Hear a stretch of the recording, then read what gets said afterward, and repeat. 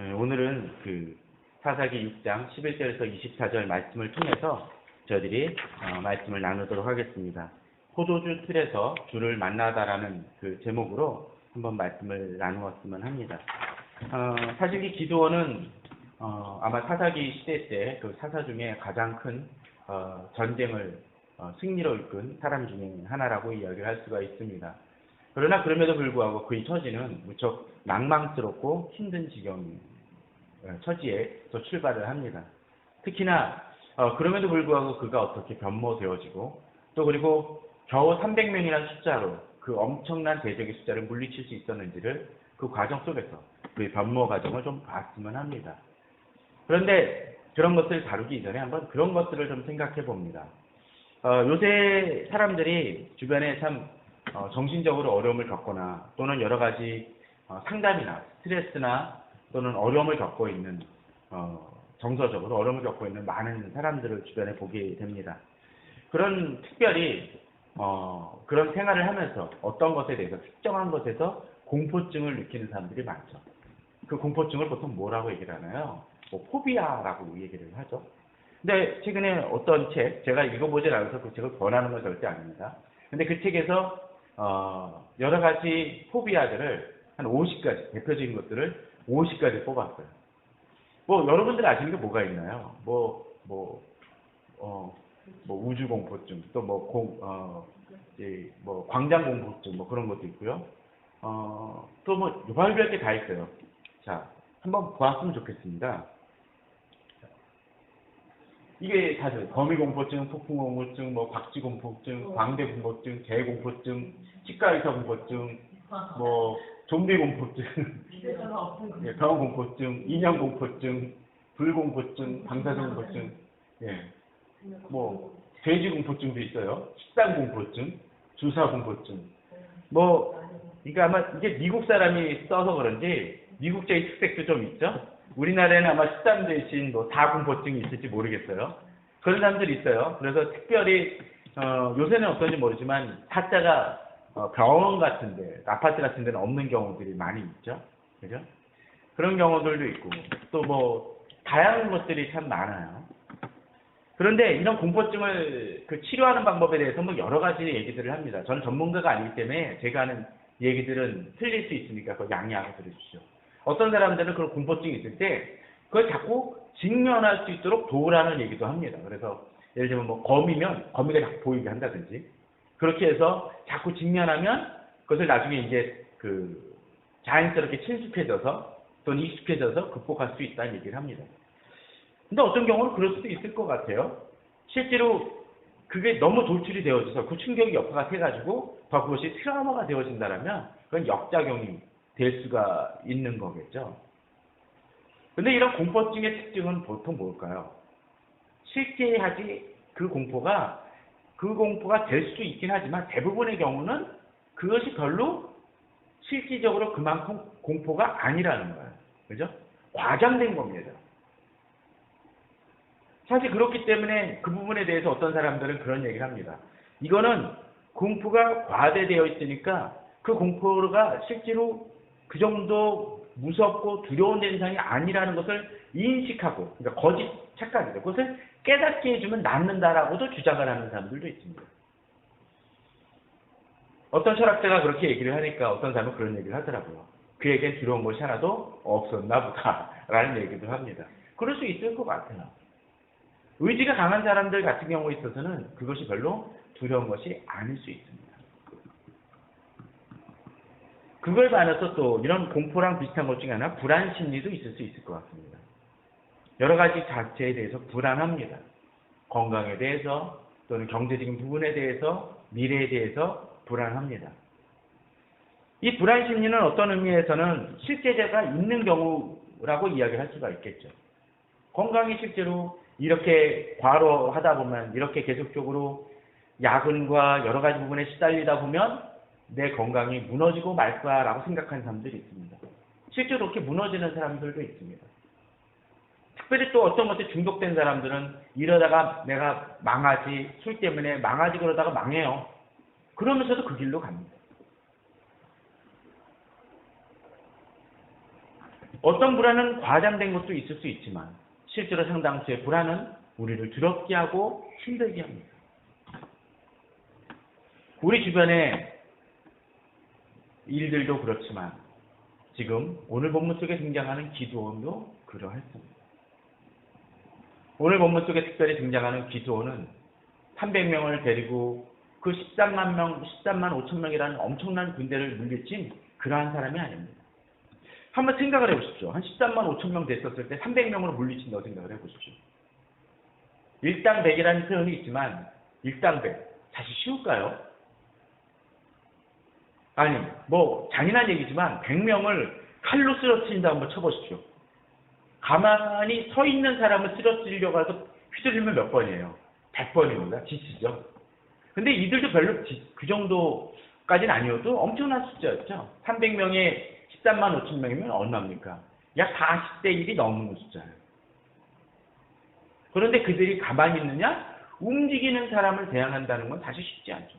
그러한 전쟁을 승리로 이끌었던 그가 왜 여기서는 이렇게 나약한 모습이 되어졌고, 그리고 그 나약한 실체의 그 원인은 뭐였고, 또 그것을 어떻게 극복하게 되는지를 오늘 본문을 통해서 살펴보았으면 합니다.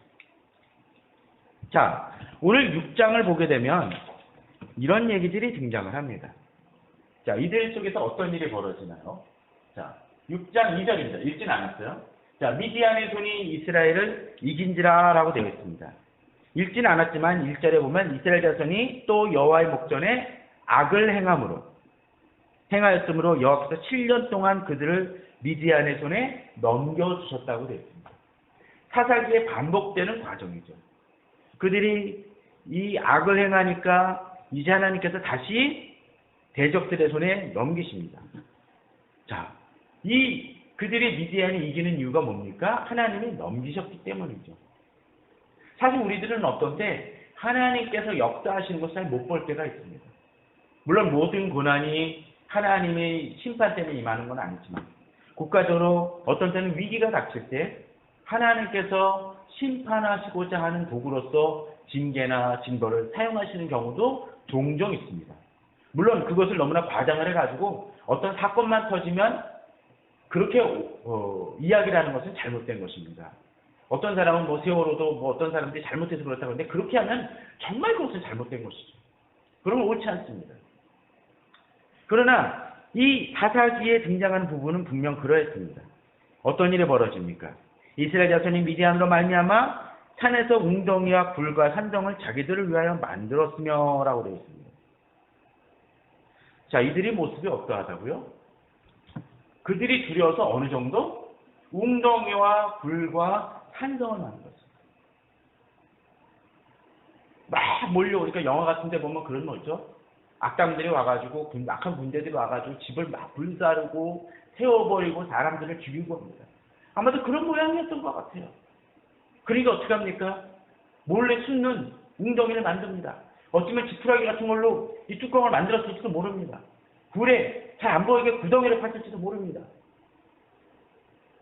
나름대로 산성을 만들었을지 모릅니다. 정상적인 생활이 안 되죠. 그렇지 않습니까? 지금 내전이 일어나는 사람들이 그런 얘기 많이 하죠.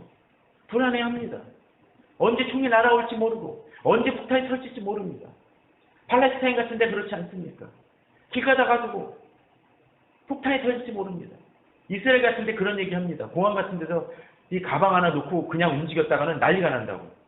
왜냐하면 폭탄을 오인받을 수 있어 당장이 잡힐 수 있다고 얘기합니다. 조심하라는 얘기 많이 합니다. 지금 이들의 상황이 그러합니다. 그 정도에서 멈춥니까? 아니었습니다. 자, 이스라엘이 파종을 할 때면 미디안과 아말렉과 동방 사람들이 치러 올라와서 진을 치고 가서 이르도록 토지 소산을 멸하여 라고 되어 있습니다. 언제요? 파종할 때 씨앗을 뿌려가지고 좀 뭔가를 거두려고만 하면은 이 사람들이 몰려오는 겁니다. 마치 그 요새 추수 이제 때가 되면서 예를 들면 뭐 새떼들이 와가지고 막 뭘 먹으면은 얼마나 짜증납니까? 그러니까 뭐 허수 앞에서 세우고 그러죠. 이들이 했다고 어떠했다고요? 가사에 이르도록 토산을 면하여 이스라엘 가운데 먹을 것을 남겨두지 않냐면 양이나 소나 나귀도 남기지 아니한 그들의 삶이 7년이란 다른 데에 비해서 좀 적은 그 고통의 기간인지 모르지만 그 7년이란 기간이 아주 피폐해집니다. 삶이 황폐해질 정도죠. 이 시대 하나님을 떠나는 사람들의 삶이 사실 그런 것 같습니다. 많은 것들을 누리고 있을지는 모릅니다. 그러나 그들의 삶 속에 있어서 고통과 낭만이 있습니다. 뭔가 즐기며 스트레스를 얘기합니다. 심지어 아이들도 그런 얘기를 하죠. 스트레스 풀려고. 염해만한 아이들이. 이게 스트레스란 말이 달고 사는 것입니다. 정말 우리나라에 부끄러운 단어가 하나가 있죠. 헬조선이란 말. 얼마나 삶이 척박하면 그런 얘기를 합니까? 그런데 정말 우리나라 사람들이 지금 가진 것이 60년대, 70년대, 50년대 삶보다도 부족합니까? 가진 것이 그것보다 더 많아요. 그러나 그럼에도 불구하고 사람들의 마음은 젖은 대로 젖어 있습니다. 안정과 평안이라는 것이 없습니다. 제가 최근에 이상심리학이라는 그 책을 보면서 느꼈던 것 중에 하나, 그 책을 읽다 보면 야, 이 책 기준으로 보면 정상적인 사람이 별로 없겠다 생각도 많이 듭니다. 다 조금씩의 증상은 있는 것 같아요. 그게 현대인의 모습입니다. 이스라엘 사람들의 삶이 그러했습니다. 삶은 찌들고 힘들었습니다. 그러니까 이제 이들이 이스라엘이 미디안으로 말미암아 궁핍함이 심한지라. 그래서 이에 이스라엘 자손이 여호와께 부르짖는 모습이 벌어집니다. 그런데 이 시대의 문제는 참 그건 것 같습니다. 사람들의 삶이 중심이 흐트러지고 망가져 있음에도 불구하고 하나님을 찾지 못합니다. 왜 그럴까요? 한국교회가 빛을 발하지 못하기 때문입니다. 우리가 만약에 그런 경우 한번 생각을 해봅시다. 약소에 갔는데 막 목이 말라서 물을 마시려고 그랬는데 생수로서 부족한 써있으면은 얼마나 짜증이 납니까? 그런데 이 시대 사람들이 한국교회를 보면서 꼭 그런 것 같아요. 한국교회 갔더니 교회 갔더니 부족한 판정 같은 느낌을 받는다는 거예요. 문제는 교회 다니는 사람들도 많습니다. 근데 그들한테 물어보면 그래요. 야, 힘들지 않냐? 그러면 야, 그래도 갈 데가 없어라는 얘기를 하는 경우도 많습니다. 안타까운 현실입니다. 하나님께 부르짖어야 됩니다. 정말로 지금의 피폐의 원인이 영적인 갈급함이 하나님을 올곧게 찾지 못하면서 오는 것임을 깨달아야 됩니다. 이러할 때 하나님께서 이제 이 기드온을 찾아오시는 장면이 등장을 합니다. 자, 이제 하나님께서 뭐라고 그러시나요? 자, 한번 볼까요? 먼저 보게 되면은 이제 그런 내용이 등장을 합니다. 자, 이 기드온이 어떻게 행하고 있었나요? 6장 11절에 보십시다.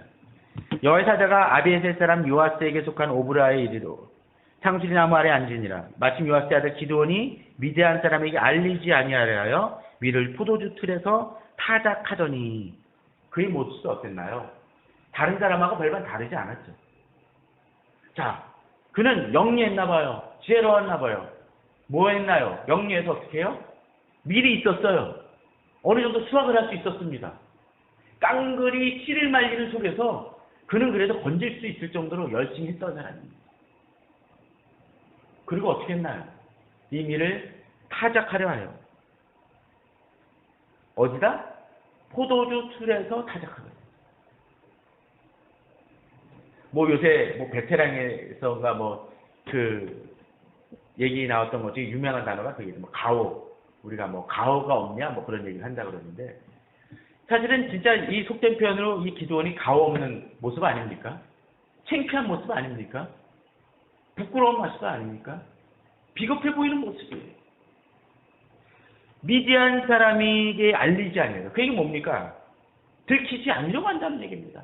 몰래 숨어서 한다는 얘기입니다. 자기 삶. 아니, 이 백성들은 둘째 쳐놓고 자기 앞가림 하느라고 바쁜 사람입니다. 이 시대 크리스찬이 많이 그런 것 같습니다. 그런 모습 속에서 살아갑니다. 안타까운 현실이죠. 그런데 그때 이제 하나님께서는 나타나십니다.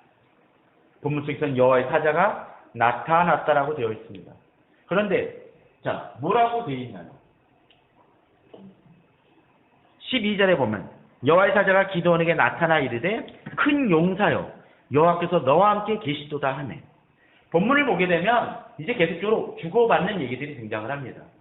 하나님께서 말씀하시고 기드온이 대답하는 구절들이 등장을 하는데 첫 번째 그 문답입니다. 큰 용사여 여호와께서 너와 함께 계시도다. 이 말이 적절합니까? 큰 용사라고 그랬습니다. 적당합니까? 마치 이런 거예요. 골목에서 깡패한테 두들겨 맞았는데 어느 사람이 와가지고 너 용사여 일어나라 힘을 발휘하라고 얘기했다고 쳐봅시다. 그때만큼 창피한 경우가 어디 있겠습니까? 죄송합니다. 말이 잘못 나올 수 있었어요. 자, X자 표시 나와야 되죠. 자, 이런 경우를 한번 생각해 보십시오. 얼마나 창피한 겁니까? 부끄러운 겁니까? 두들겨 맞았는데 주변 사람들이 박수 치면서 큰 용사한다라면 부끄러운 일입니다. 아니, 딴 데도 아니고 밀 몰래 하고 있었는데. 그리고 본문은 뭐라 그러나요? 큰 용사여라 그러는데 그 이유가 뭡니까? 하나님이 너와 함께 계시더라고 그랬어요. 어쩌면 이 시대에 하나님께서 우리 그리스도인들에게 이야기하실지 모릅니다. 너 문양어요. 넌 큰 용사다. 그리고 하나님께서 너와 함께 계시도다. 나뿐입니까? 우리 성도님 한 사람 한 사람에게 주님은 그렇게 얘기하십니다. 그런데 문제는 지금 내 모습이 큰 용사의 모습이냐는 것입니다. 기드온은 그 얘기를 들으면서 자기가 붙들고 있는 그 밀, 그거를 줄기를 붙잡고 있었을 것입니다. 그걸 보면서 자기 자신을 돌아보면 아니라는 거죠. 삶에 찌들어 제대로 기도도 못하고 어떤 때는 직장 속에서 바빠서 정신없이 살고 있고 어떤 사람은 출퇴근만 1시간 이상 걸리는 그 속에서 지하철에서 자는 것도 아니고 깨어있는 것도 아니고 책을 읽으려니 눈이 나빠져서 이제는 제대로 볼 수도 없는 그런 지경 속에 서 있는 사람도 우리 주변에는 있습니다. 교회에서는 좀 집사님, 어떤 때는 장로님 불릴지 모르지만 직장에 가면은 상사한테 엄청나게 야단도 맞는 모습이 우리 시대의 모습입니다. 교회에서는 뭔가 할 것 같지만 자기 통장에는 얼마 돈도 없는 사람일 수도 있을지 모릅니다. 그런데 그럼에도 불구하고 그러한 처지에 있는 우리에게 주님은 큰 용사여라고 이야기하십니다. 용기 있는 자라는 것이죠. 지금 내 현실은 비겁하잖아요. 근데 큰 용사의 가능성이 뭐가 있습니까? 여호와께서 함께 계시기 때문에 가능하다는 것이죠. 아마도 우리가 그런 상황에 있다라면 기드온처럼 이렇게 얘기할지 모릅니다. 오 나의 주 여호와께서 우리와 함께 계시면 하나님은 우리와 함께 계시다고 얘기하는데 기드온은 아니다라는 거죠. 왜? 어찌하여 이 모든 일이 우리에게 일어났나이까? 왜 지금 우리가 겨우 이렇게 불쌍히 이 짓을 행하고 있냐라는 것이죠. 맞습니다. 하나님은 용사라고 부르시지만 우리 현실은 그렇지 않을 수 있습니다. 그런데 하나님의 사람들은 그래도 기드온이 하나님의 사람이라는 것이 여기 등장을 합니다. 드러납니다. 뭡니까? 그는 하나님에 대한 부재와 하나님이 역사하시지 않음을 이야기를 하지만 그럼에도 불구하고 하나님께서 함께 하셨을 때 일어났던 일들을 기억을 합니다. 무엇입니까? 또 우리 조상들이 일찍이 우리에게 이르기를 여호와께서 우리를 애굽에서 올라오게 하신 것이 아니냐 한 그 모든 적이 어디 있나이까? 애굽에서 함께 하셨을 때 이적이 일어난 것을 기억한다는 것이죠. 그런데 지금 그 현실은 일어나지 않는다는 것입니다. 그리고 현실은 뭡니까? 우리를 버리사 미디안의 손에 우리를 넘겨두신 지금의 상황이라는 것이죠. 하나님의 사람들은 단순히 불평하는 게 아니라 현실을 직시합니다. 기드온에게 있어서 기드온의 조상이었던 이스라엘 백성들은 어떠했습니까? 애굽의 핍박을 받던 속에서 모세와 아론을 통해서 10가지 재앙을 통해서 그들을 건져내었고, 또 그들을 건져낸 것만이 아니라 광야에서를 건지게 했습니다. 광야에서 어떤 일이 벌어졌습니까? 해가 멈추는 일들도 있었었고, 만나와 메시라이가 임했었고, 메마른 그 땅에서 물이 솟구쳐 나오기도 했습니다. 공연을 가르기도 했습니다.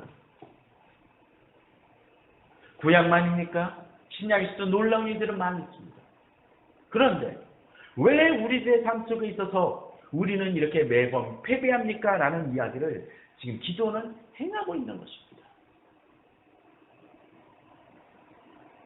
진정한 신앙인들은 하나님께서 행하셨던 일들을 기억을 합니다.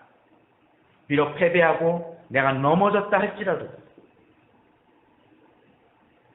또 이 하나님께서 역사하신다면 왜 한국교회는 이 모양이고 왜 이렇게 힘이 없냐라고 우리는 얘기할 수 있습니다. 그런 부르짖음을 해야 됩니다. 그런데 문제는 거기서 멈춰서는 안 된다라는 것이죠. 그 다음입니다.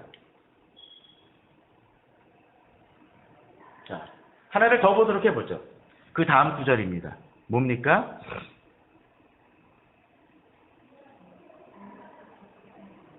14절이죠. 여호와께서 그를 향하여 이르시되 너는 가서 너의 힘으로 이스라엘을 미디안 손에서 구원하라. 내가 너를 보낸 것이 아니냐 하시니라고 되어 있습니다. 아니, 지금 기도는 뭡니까? 큰 용사로 부름을 받았지만 지금 세상은 이 모양이다라고 얘기하고 하나님의 부재를 얘기를 합니다. 하나님께서 계셨으면 왜 이런 일이 일어납니까? 라고 이야기를 하는데 지금 하나님의 답변은 뭡니까? 내가 올 게가 아니라 뭐요? 지금 기드온에게 가서 이 너의 힘으로 이스라엘을 미디안 손에서 구원하라. 내가 너를 보낸 것이 아니냐라고 되어 있습니다. 자, 그러면 여기서 하나님은 어디 계시죠?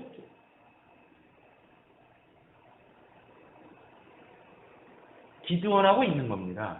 그죠? 앞서 어떻게 되어 있었나요? 앞서 큰 용사여 하나님께서 여호와께서 너와 함께 계시도다라고 되어 있죠. 그죠? 그런데 기드온은 하나님의 부재를 얘기를 했었어요. 왜 이 모양이냐고 얘기를 했죠. 그러니까 누가 가야 됩니까? 하나님이 함께 계신 자가 가서 해야 된다는 거예요. 지금 기드온은 힘으로, 너의 힘으로 하라고 했었을 때 기드온의 힘이 아닙니다. 사실은. 누가? 내가 너를 보낸 것. 하나님이 보내셨고 하나님의 그 일을 누구를 통해서? 바로 기드온을 통해서 행하시겠다는 것입니다. 전 주변에 한국교회 왜 이 모양이냐라고 얘기하면서 교회 안 나가는 여러 사람들을 주변에 많이 봅니다. 또는 교회는 나가되 그냥 무기력하게 앉아있는 사람들을 많이 봅니다. 그럼 하나님께서 이들에게 뭐라고 얘기하실까요? 내가 너와 함께 있어. 그러니까 누가 해? 네가 해. 바로 앉아있는 우리 성도님들이, 바로 내가 설교하고 있는 제가 이 땅에, 세상에 찌들어 살고 또 세상에 핍박받고 세상에 붙잡혀서 휘둘려 사며 하나님의 영광을 잃어버린 이 땅을 구원할 그 주체가 누구요? 바로 우리라고 얘기하시는 것입니다. 그런데 이 세상 사람들은 뭐라 그래요? 하나님 안 계시다고만 얘기한다는 겁니다. 왜 다른 사람이 안 하냐라는 것이죠. 하나님은 말씀하십니다. 네가 가랍니다. 네가 하와이 가라가 아니라 네가 이 세상으로 가서 바꿔놓으라는 것입니다.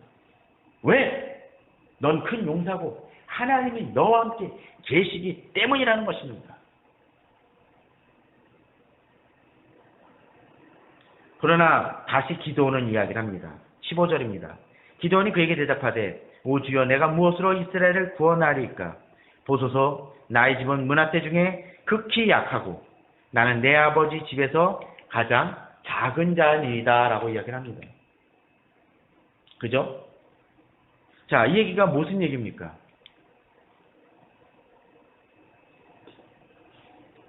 무엇으로 이스라엘을 구원하니까? 보소서 나의 집은 문하세 중에서 극히 약하고 나누네요. 지금서 가장 작은 자입니다. 우리는 우리 현실을 보면서 그럴 수 있습니다. 그렇게 하나님께서 말씀하시지만 나는 약한 존재처럼 비춰질지 모릅니다. 자기 모습은 작고 연약해 보입니다. 주변의 환경을 보더라도 나는 힘이 없을 수 있습니다. 교회적으로도 우리 교회는 가진 게 없습니다 얘기할지 모릅니다. 그러나 그럼에도 불구하고 진정으로 하나님 앞에서 바로 서고 하나님 앞에 붙들린 사람들이 이 땅을 변화시킵니다. 아무리 큰 항아리라 할지라도 그 큰 항아리에 좋은 꿀단지가 있었다 할지라도 그 꿀이 변질되어져 가지고 또는 더러운 것이 들어가면 뭐가 됩니까? 이게 꿀단지가 아니라 진짜 좀 지저분한 얘기지만 똥이 한 움큼 실똥이 떨어지면 그 다음부터는 이거는 똥아리가 되는 것입니다. 이 시대 많은 교회들, 아니 많은 교회라고 얘기하지 않겠습니다. 일부 교회들이 그런 모습입니다. 건물은 갖추고 많은 것들을 갖췄을지 모르지만 빛이 아니라 오히려 더러운 향기를 이 세상에 퍼뜨립니다. 교회가 손가락질을 하게 합니다.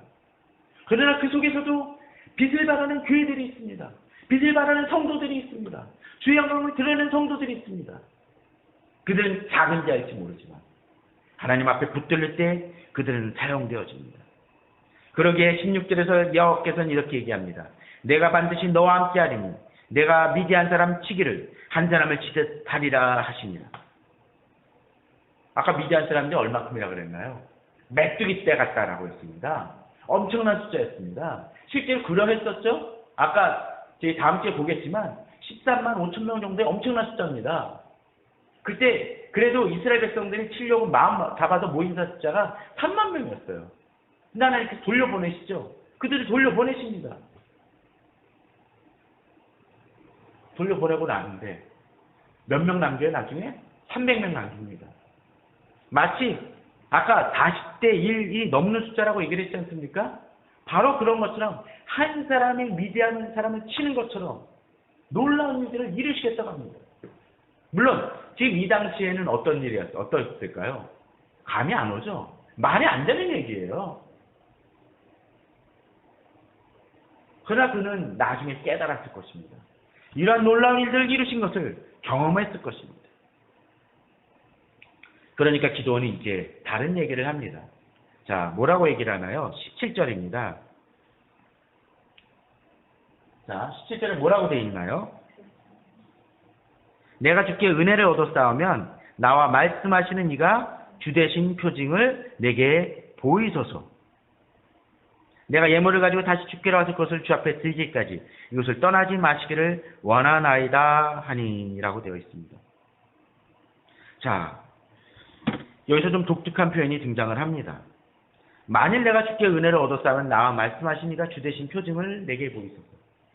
기도원은 여러 번 표징에 대한 얘기를 합니다. 나중에 뭐 양털, 유명한 양털 예화도 있죠. 양털을 적시는 것을 2번 얘기를 하게 되는데 첫 번째 표징에 대해서 이런 얘기를 합니다.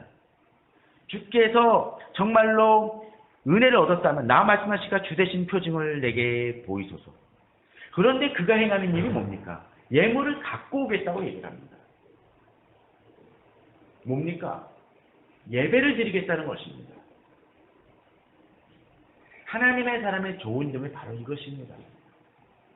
주를 만났었을 때, 주 앞에 경배할 때 중요한 것 중에 하나는 주의 뜻을 확인할 때 있어서 예배로 주께 경배하며 나아갈 줄 알아야 됩니다. 그런데 그가 준비해왔던 것을 생각해 보십시오. 19절입니다.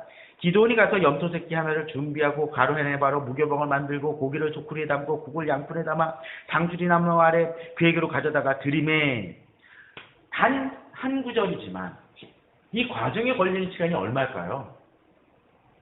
물론 급했기 때문에 무교병을 준비했다고 되어 있습니다. 무교병이 어떤 거죠? 누룩을 넣지 않은 떡이죠.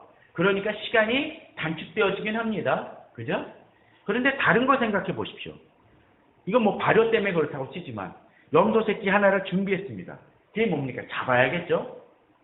그리고 이것을 고기를 소쿠리에 담고 국을 양푼에 담았다고 했습니다. 준비하는 시간은 좀 걸렸을 것입니다. 아니, 지금 하나님 확인하느라고 바쁘게 되니까 빨리빨리 뭔가를 해야 되고 그래야 될 상황인데, 그는 이 모든 것에 정성을 들입니다. 그리고 하나님의 응답을 받기 위해서 노력을 하는 장면이 등장을 합니다. 어떤 때 이럴 때가 있습니다.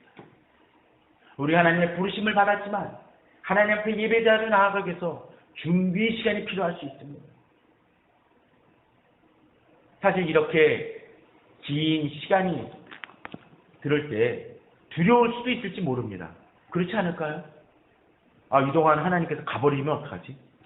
본문은 얘기를 하죠. 기다려달라고 얘기합니다. 그러나 아니면 머무르겠다고 얘기합니다. 그렇습니다. 우리가 하나님 앞에 나아가며 쓰임받기 위해서 하나님의 부르심 속에서 우리가 반응할 때 우리에게 가장 먼저 필요한 것 중에 하나는 예배자로 나아가는 것입니다. 가끔씩 그런 얘기를 합니다.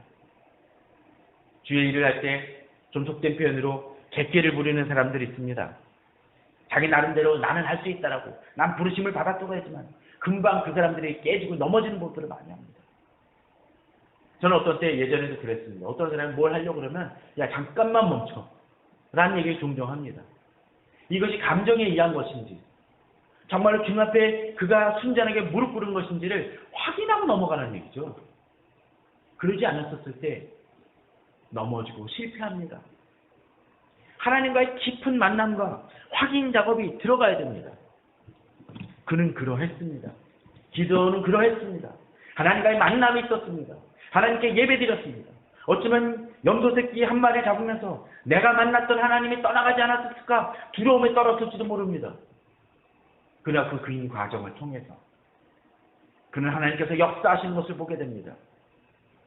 놀라운 이적들이 등장을 하죠. 21절에 보면 여호와의 사자가 손에 잡은 지팡이 끝을 내밀어 고기와 무교병에 대니 불이 바위에서 나와 고기와 무교병을 살랐다고 되어 있습니다. 만일 이에게 그런 준비의 과정이 없었다면 이런 광경은 그에게 없었을 것입니다. 이건 놀라운 일이죠. 기드온이 그랬었죠. 앞에서 애굽에서 행했던 일은 지금 일어나지 않고 있다라고 얘기를 했습니다. 그런데 이제 그의 눈앞에서 어떤 일이 벌어지니까 바로 그런 일이 벌어졌습니다. 그런데 여기서 기드온의 반응이 놀랍습니다. 22절에 보면 기드온이 그가 여호와의 사자인 줄 알고 이르되 슬프도소이다. 주 여호와여 내가 여호와의 사자를 대면하여 보았나이다 라고 되어 있습니다. 무슨 얘기입니까? 하나님의 거룩함을 만났고 직면했다는 것입니다. 이 얘기는 하나님의 거룩하심 앞에서 자신이 죽을 수밖에 없는 자라는 것을 깨달았다는 것이죠. 맞습니다. 진정한 예배자는 하나님께 예배드릴 때 하나님 앞에서 자신이 얼마나 자격 없는 자를 깨닫는 것입니다.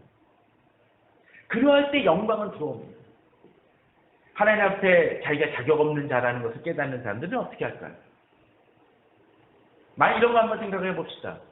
우리가 그 옆집에서 또는 정말 유명한 곳에서 음식을 주겠다라고 그릇을 갖고 오라고 얘기합니다. 처음에 그 그릇이 그냥 그러니까 그 음식이 별거 아닐 거라 생각돼서 그냥 집에서 대충 들고 옵니다. 그런데 가서 딱 봤더니 너무나 고급지고 자기가 평소 보기 힘든 음식이야. 근데 딱 그릇을 봤더니 어때요? 지저분하고 더럽습니다. 그럼 어떡할까요? 닦는 작업이 우선 되어지겠죠. 왜? 그것이 얼마나 값진 것인지를 그냥 놔두면 안 된다는 걸 깨닫는 거예요. 그냥 찬밥이면 대충 받아가서 갖고 올 거예요. 하나님을 만난 사람이 그렇습니다.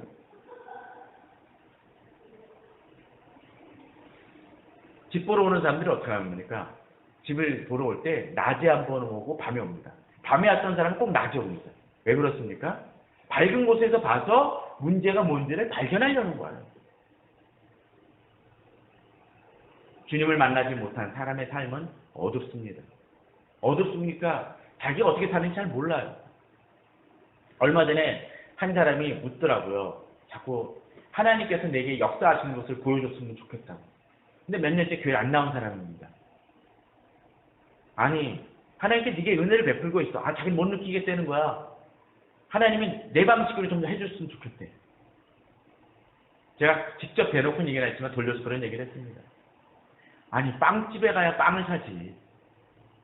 빵집에 안 가고 길거리에 돌아다니면서 왜 여기 빵이 없어 빵이 없어 라고 얘기를 하면 우물에 가지도 않으면서 왜 물은 없어 얘기한다라면 이 사람은 어떡합니까? 우물부터 가야죠. 우물에 가지도 않고 물 달라고 얘기하면 되겠습니까?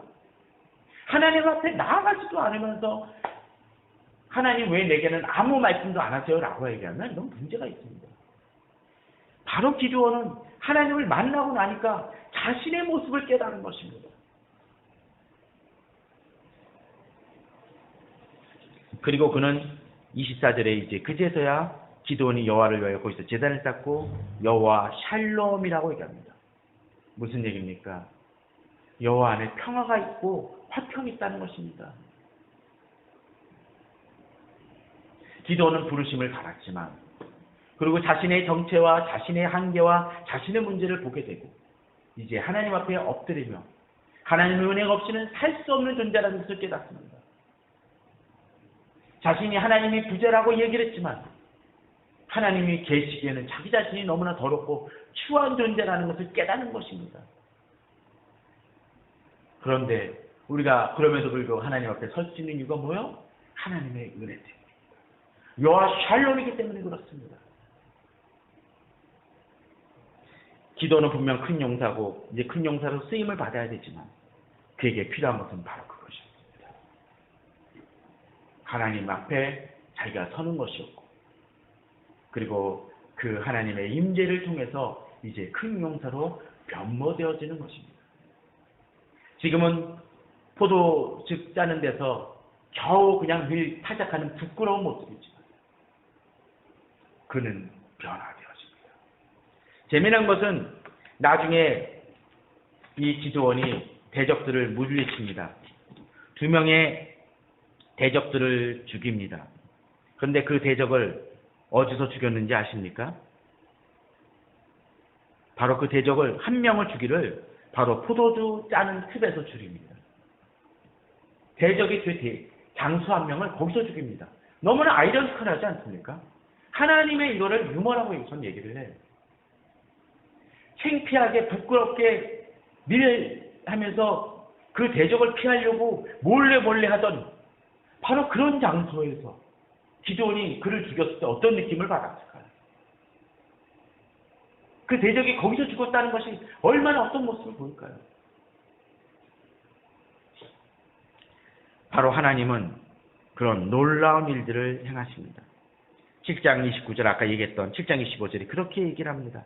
또 미디안의 두 방백 오렙과 셉을 사로잡아 오렙은 오렙바위에서 죽이고 셉은 셉 포도주 틀에서 죽이고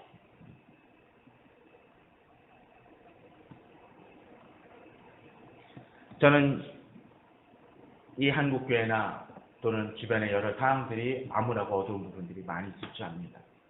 우리 성도님들의 모습은 어쩌면 기드온과 별반 다르지 않을지도 모릅니다. 아니 우리 성도님들만이 아니라 우리 주변의 많은 성도들이 그렇게 살아갑니다. 어떤 사람은 돈과 학식과 여러 가지를 가지고 있을지 모르지만 최소한 기독교인의 모습으로는 부끄러운 모습으로 살아가는 사람들을 주변에 많이 봅니다. 그리고 그들은 한탄합니다. 왜 한국교회가 왜 이 세상이 이 모양이냐. 그러나 하나님은 말씀하십니다. 큰 용사여 여호와께서 너와 함께 계십니다. 저는 우리 성도님들이 이 말씀을 붙들고 담대히 나아가길 바랍니다. 혹시나 어쩌면 우리 성도님들 중에는 추석 때 친척네 가서 안 믿는 성도들 내에서 제사 문제로 힘들어하는 분들도 있을지 모릅니다. 어쩌면 이번 기회에 그 부분은 바뀌지 않을지도 모릅니다. 그러나 이 믿음에 이 말씀을 가지고 담대히 나아가십시오. 나는 힘이 없을지 모르지만 하나님이 함께 계시기 때문에 놀라운 일은 일어날 것입니다. 그러한 믿음으로 나아가 승리하시는 우리 성도님들 되시기를 주의 이름으로 축원합니다.